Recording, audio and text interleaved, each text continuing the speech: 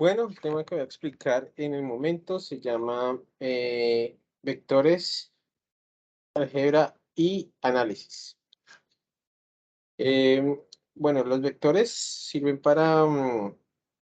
tienen muchas aplicaciones como por ejemplo posicionamiento, tiene aplicaciones en el campo de la física para estudiar todo lo que tiene que ver fuerzas, trabajos, en el campo de la cinemática, cuando queremos trabajar sobre el estudio del movimiento de los vehículos, cuál es su velocidad, cuál es su aceleración, choques, y así un tema muy reciente en la física cuántica, cuando estamos hablando de teoría de relatividad.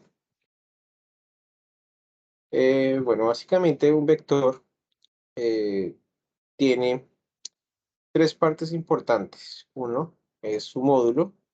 El módulo es básicamente todo el largo del vector. Este módulo está representado también, o también es llamado como magnitud. Otra parte que compone un vector es la dirección y el sentido. Entonces, el vector está definido por tres cosas: módulo, dirección y sentido. Básicamente, un vector, una de sus partes es la cola, que es el punto donde inicia este vector, y la cabeza es donde termina. La cabeza está representada siempre por una flecha. Los vectores, cuando los graficamos, están representados por letras. La representación de los vectores los podemos encontrar de tres maneras: en coordenadas cartesianas, en coordenadas esféricas y en coordenadas cilíndricas. Las coordenadas cartesianas, también conocidas como coordenadas rectangulares, están asociadas al plano cartesiano con componentes en cada uno de sus ejes.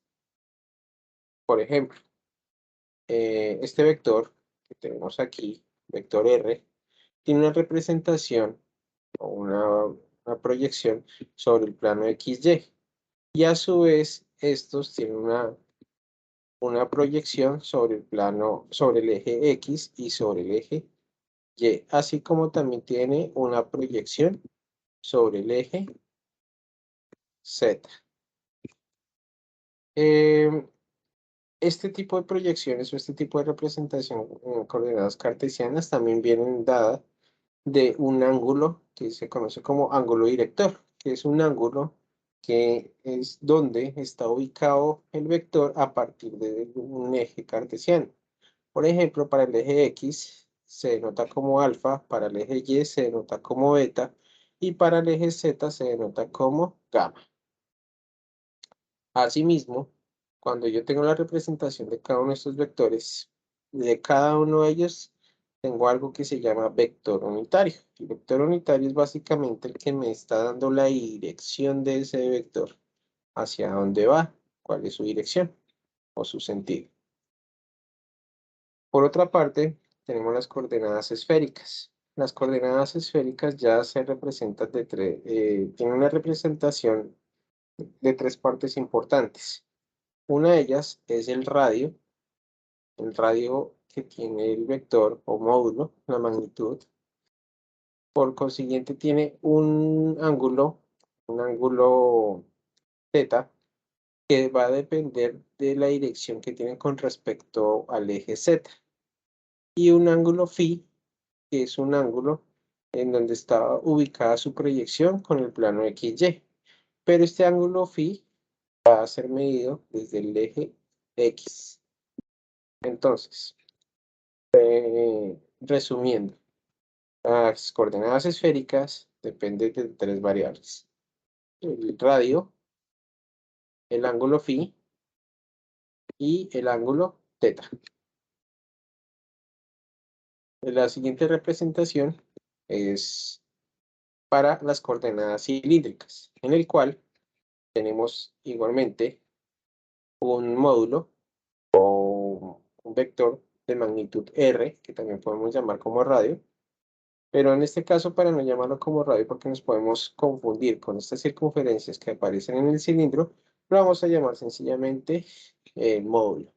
Esta magnitud tiene una proyección con respecto al eje X y Y. Esa proyección va a depender siempre de un ángulo phi que es medido desde el eje X.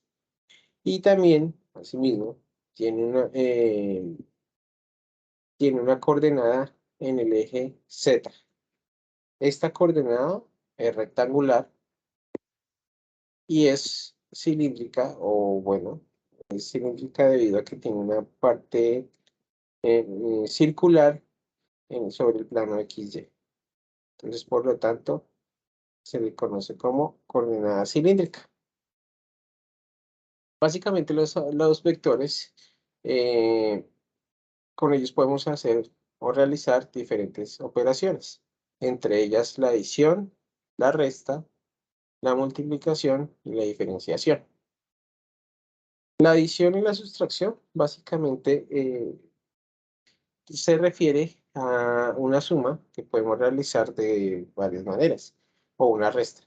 En este caso podemos hacer cola cabeza, estrategia cola cabeza, como este ejemplo que tenemos acá en la parte izquierda, donde yo tengo mi vector B y a su vez le puedo sumar el vector A. Básicamente la resultante o el resultado de esa operación es desde el punto inicial hasta el punto final, sería nuestro vector resultante, que para el ejemplo lo estamos llamando como C. También lo podemos llamar como una R mayúscula o de otra manera, dependiendo de su necesidad. Aquí en la mitad tenemos una representación de una serie de vectores que están descompuestos por sus coordenadas. Ya esta forma de realizar las operaciones de suma y resta se basa básicamente en sus coordenadas rectangulares, que para ello nos apoyamos de las fórmulas trigonométricas con los cosenos directores, con el coseno de alfa, el coseno de beta y el coseno de gamma, donde tenemos la coordenada rectangular respectivamente de X, de Y y de Z, y siempre valiéndonos de el módulo R. Aquí podemos ver que la dirección básicamente nos está diciendo hacia qué parte va y esa dirección nos va a decir si esta coordenada es negativa o es positiva. Así, la resultante la vamos a sacar básicamente desde el punto de origen al punto final o viceversa. La única diferencia es que si la tomo en viceversa, tomaré el módulo como negativo o un sentido negativo. En este caso podemos aplicar lo que es tanto suma como resta, debido a que en la suma de vectores hay una resta implícita dependiendo de la dirección del vector. Luego tenemos las multiplicaciones de los vectores. Entre ellas vamos a mirar algo como la multiplicación de un vector por un escalar. Básicamente, los ejemplos que podemos formular para ello, uno muy conocido es la segunda ley de Newton, donde nos plantea que la fuerza es el equivalente de la masa por la aceleración. La fuerza es una cantidad vectorial, ya que esta fuerza tiene un sentido y una dirección. Y viene dado también debido a la aceleración. Esa aceleración también tiene el mismo sentido y la misma dirección que tiene la fuerza. La única diferencia es que nos está multiplicando acá una masa. La masa es una cantidad escalar, que no tiene ni sentido ni tiene dirección. Por lo tanto, este es el vivo ejemplo de una multiplicación de un vector por un escalar. Básicamente, es un número que nos va a multiplicar n veces nuestro vector, como en el ejemplo que tengo acá. Un vector A multiplicado 3 veces sería 3 veces el vector A. Luego tenemos la multiplicación el producto escalar. Este es un producto que nace a partir de dos vectores, donde nuestro resultado final va a ser un número, una magnitud. Esta magnitud corresponde al área bajo una curva básicamente aquí trabajada de esta manera. Aquí básicamente lo que nos muestra es una proyección del vector B sobre el vector A. A partir de ello, nace un número especial. Estos productos escalares nos sirven mucho para determinar áreas que forman dos vectores, por ejemplo. Otro tipo de multiplicación que tenemos es el producto vectorial. Este es un producto cruz, también llamado producto cruz, entre dos vectores, el cual el producto o el resultado de este ya no es una magnitud escalar, sino que va a ser una magnitud vectorial. Básicamente nace un nuevo vector, y este vector tiene una dirección ortogonal, tanto como para para los dos vectores, perdón, como tanto para A como tanto para B. Así, nuestro vector tenga un sentido negativo, por ley de signos, también el vector C sería ortogonal, en este caso, en la misma dirección. Básicamente, los ejemplos que nos pueden salir de este producto cruz es, por ejemplo, el momento que viene dado del vector fuerza que hace producto cruz con el vector distancia. Otro también muy utilizado es la dirección del campo magnético, que es el producto cruz que hay entre la velocidad y la fuerza eléctrica. Por último, dentro de la multiplicación de los vectores, tenemos una combinación entre el producto escalar y el producto punto.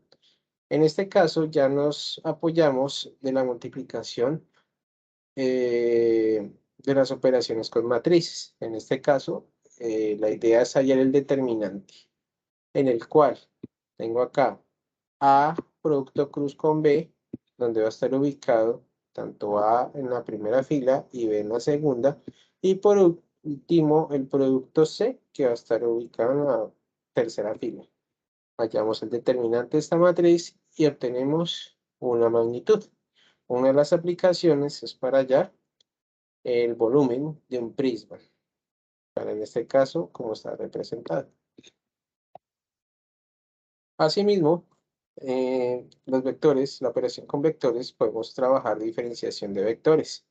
Esto ya tiene aplicaciones del cálculo. Por ejemplo, cuando vamos a hallar gradientes de un vector, la divergencia de un vector o de un campo vectorial y productos escalares con vectores polares o axiales. Esto tiene aplicaciones para la electrónica, para temas de arquitectura, topología, temperatura,